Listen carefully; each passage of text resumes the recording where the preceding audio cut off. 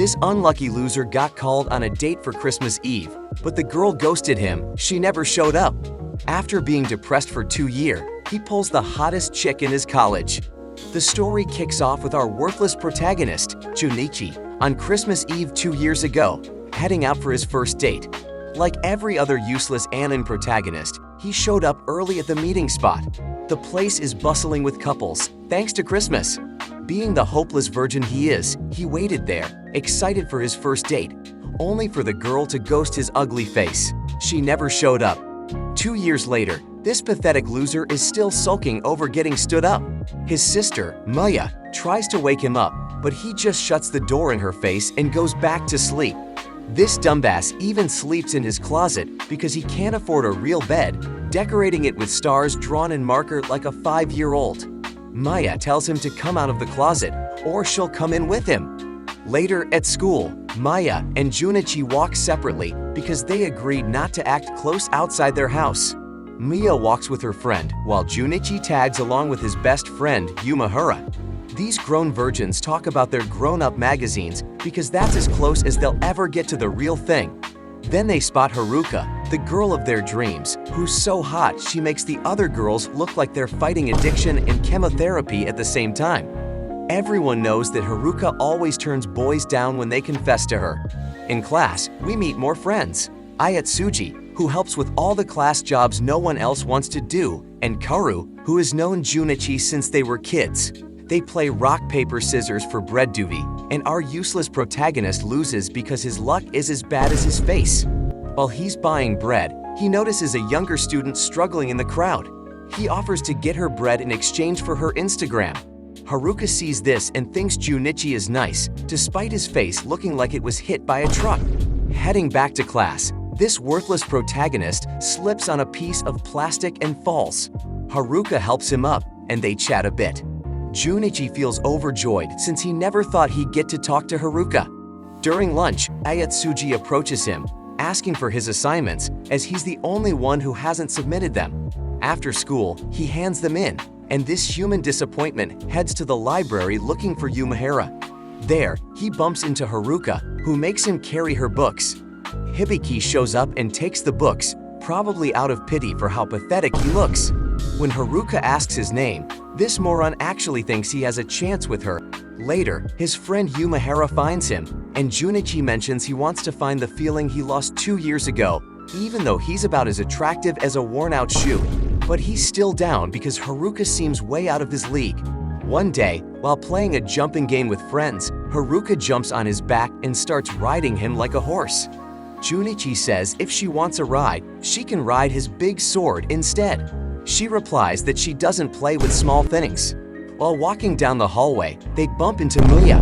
Dzünъiti introduces Haruka to Mia, but Mia isn't very friendly and walks away.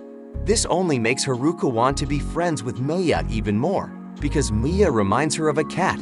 Meanwhile, Maya's probably thinking Haruka reminds her of every other girl who's rejected her worthless brother. When Dzünъiti asks Maya why she wasn't nice to Haruka, Maya gets mad. She thinks Dzünъiti only likes Haruka because she's pretty, but he reminds her that she also has massive cannons. At the end, Dzünъiti sees Haruka by herself and gives her something to keep her hands warm. When Haruka jokingly asks if he likes her, that idiot Dzünъiti actually tells her he does. But Haruka shoots down his pathetic face faster than you can say rejected, saying she only likes older guys. Dzünъiti heads home, discouraged, and locks himself back in his closet. Dzünъiti is having a rough time at school because he couldn't sleep, probably crying all night after Haruka rejected his ugly face faster than his dad rejected his birth certificate. One of his fellow losers suggested he rest in the nurse's office, and Dzünъiti thought it was a good idea. At the nurse's office, he saw Haruka. She was tired too from staying up late binge-watching shows, probably because that's more entertaining than watching Dzünъiti's pathetic attempts at flirting. Dzünъiti noticed Haruka was talking to him like normal, as if nothing had happened. She apologized for not considering his feelings before, but Dzünъiti said it was okay. This simp just wanted them to be friends like before. This hopeless virgin then asks what kind of guy she likes. Haruka says she likes strong, cool, leader-type guys, basically everything this protagonist isn't. But this delusional loser still thinks he has a chance, like a cockroach surviving a nuclear blast. He gets an idea. He'll become exactly what Haruka wants. The next day during gym class, Dzünъiti starts wrestling with his fellow virgin Yumehara. He thought wrestling would make him look strong and cool, just like the type Haruka said she likes. By some miracle, Haruka shows up to watch these clowns. She just finished her own class and wanted to join them, but Dzünъiti only wants her to join him in his bed. Her friend Hibiki told her they should change and go home. Then Haruka asked if they could all walk home together. Dzünъiti and Yumehara couldn't believe their luck, as these ugly losers were getting attention from girls for the first time in their lives. While they're walking home, Dzünъiti and Yumehara talk about why everyone likes Haruka so much, but Haruka and Hibiki overhear them. Then the girls start talking about all the beta males who confess to Haruka, and she admits she said no to each of them. Yumehara says it's sad because those boys will never get another chance. He asks Haruka what she would do if one of the guys she rejected confessed again. Haruka straight up murders their hopes by saying she wouldn't accept those ugly losers even if they were the last humans on Earth. This makes Dzünъiti feel very sad again. The next day, this loser switches from depressed to simp mode faster than light when he sees Haruka. This makes his little sister, Maya, very angry. She ignores Haruka and runs away. Dzünъiti follows Maya and asks why she's being mean to Haruka. Maya tells him she doesn't like how he acts differently around Haruka. When he tries to convince her to be friends with Haruka, Maya gets so mad she pours water on Dzünъiti to teach him a lesson for being a bad brother. During class, this useless protagonist can't stop thinking about his personality changes, probably because thinking about his face would be too traumatic. Kaoru wakes him up with a paper ball, and then everyone starts throwing paper balls, creating a paper ball war. The teacher isn't happy and punishes all of them. Later, Kaoru has to go to work, so Dzünъiti is left to clean up by himself.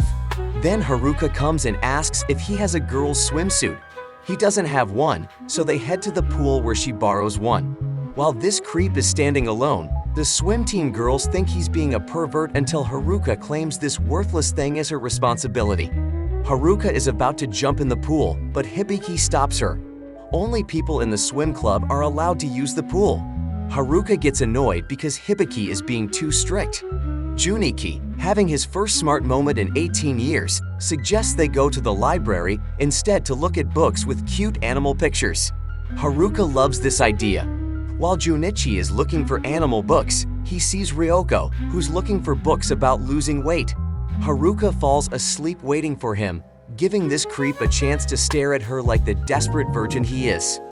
Proving he's the king of cringe, this guy confesses to Haruka again. She's shocked that someone could be this hopeless. Dzünъiti promises he won't say it anymore if it bothers her, but Haruka says it's okay. So Dzünъiti tells her he'll keep liking her. Haruka, overwhelmed by this guy's cringe-worthy persistence, gives him a pity kiss on the forehead because his furry eyebrows remind her of her pet hamster. Dzünъiti, the most worthless loser in the entire school system, somehow managed to improve in his studies and become more active in sports as well. Later, his teacher is surprised by his enthusiasm in class and wonders if this hopeless guy might be in love. Then his friends confront him, annoyed that he didn't share his romantic secret. Just then, Haruka arrives, grabs him by the sleeve, and drags his worthless body aside. His virgin brain couldn't process what was happening, so he asked her for a kiss. She shuts him down faster than his gaming PC, saying his face looks like it's fighting puberty and losing. Determined, Dzünъiti tells her to keep quiet and follow him. They sneak off campus, carefully avoiding everyone, until they reach an old shed where he starts fantasizing about smashing. She asks where this loser would like to kiss her, probably expecting him to pass out from excitement. He goes for her lips, but she refuses, saying his breath could kill the entire Demon Lord's army, and suggests he think of a more creative place for a kiss. After thinking for a while, he says he wants to kiss the back of her knees. She hesitates, wondering if she's accidentally wandered into a mental asylum, but eventually agrees, and our boy finally kisses a girl for the first time in his pathetic life. That night, Dzünъiti blushes as he recalls his time with Haruka, making his sister wonder if he needs psychiatric help. Our boy is so obsessed with kissing her knee that he ghosts his friends' calls harder than his father ghosted his family. Even when his friends call him, he's still thinking about kissing Haruka. When he meets her again, he's relentless, asking for another chance to kiss behind her knees. Later, at home, she talks about that creep with her friend Hibiki. Her friend suggests letting him do what he wants if she's comfortable. Haruka thinks dating small guys is difficult. Not only do they have a small sword, but also a small brain. The following day, Haruka, caught up in her emotions, playfully jumps on Dzünъiti's back, and the loser enjoys it. They head to the cafeteria for a meal, but Haruka complains about the usual menu's lack of excitement, as if she expected Gordon Ramsay in a high school kitchen. What are you? An idiot sandwich.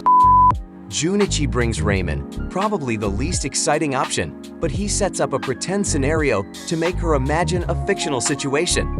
Haruka pretends she's a girl who's been kidnapped and hasn't eaten in days, begging Dzünъiti to feed her. At first, he hesitates like a programmer facing sunlight, but he decides to go along, feeding her in front of everyone. The other students, having nothing better to do with their worthless lives, start watching, while Hibiki tells them they should give the pair some space to enjoy their moment. That night, Haruka remembers lunch and blushes. The next day, Dzünъiti waits for Haruka outside the school, but Mia shows up and invites him to check out the Christmas sales with her. Her real intention is to make him carry all her purchases. After a long shopping spree, he unexpectedly spots Haruka at the playground. Abandoning Mia and her bags faster than his dignity, he heads over to join Haruka. She's surprised to see this walking disaster, and they decide to waste time in the arcade.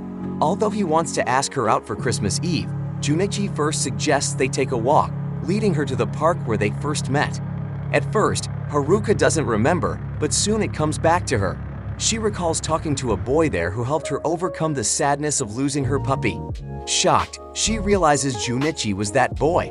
He then shares that he was in the park that day because he'd been stood up a year ago, shocking absolutely no one. He thanks her for showing him happiness again. Then, getting serious, he asks her out for Christmas Eve. Haruka mentions she has family plans but invites him to join her family celebration. He happily accepts. When Christmas Eve arrives, Dzünъiti rushes over since he's running late. Haruka jokingly tells him to freshen up, saying he can't show up all sweaty. He's surprised because this is his first time entering a hotel with a woman, and it's with Haruka. But it turns out they're just going to the hotel pool, crushing his premium fantasies. Dzünъiti feels lucky as he gets to see Haruka in a swimsuit, and he's not disappointed. She looks stunning. After they spend time at the pool, Haruka realizes they missed the scheduled meeting time. Dzünъiti asks where they're supposed to meet her family, and when she says it's on the top floor of the hotel, he grabs her hand and rushes. Haruka then tells him there's no need to hurry. Her grandparents' flight got delayed, so no one is waiting for them. Since she didn't want the room to go to waste, she decided to spend the night there with him. Once they arrive at the room, Haruka admires how beautiful it is. She decides to take a bath and tells Dzünъiti not to peek, testing his self-control. He actually doesn't pee, failing the test miserably, and the lights die out like his social life. Haruka comes out wearing just a towel, annoyed. She wonders why he didn't try to peek, thinking maybe he doesn't like her enough, which makes her tear up. She shares that she's never been in love before and feels unsure. Dzünъiti reassures her, making it clear how much he truly likes her. He comforts her like a broken tutorial NPC finally working properly, begging her not to cry. Haruka agrees, on the condition that he calls her by her first name. He hugs her, expresses his love, and promises to be with her forever. They kiss and spend a joyful Christmas Eve together. Fast forward 10 years, and Dzünъiti and Haruka are married, still acting like they're stuck in a romance anime. Dzünъiti somehow became a detective, probably by accident, and now he's vowed to protect Haruka forever. Their friend Hibiki visits and is amazed at how deeply in love they still are.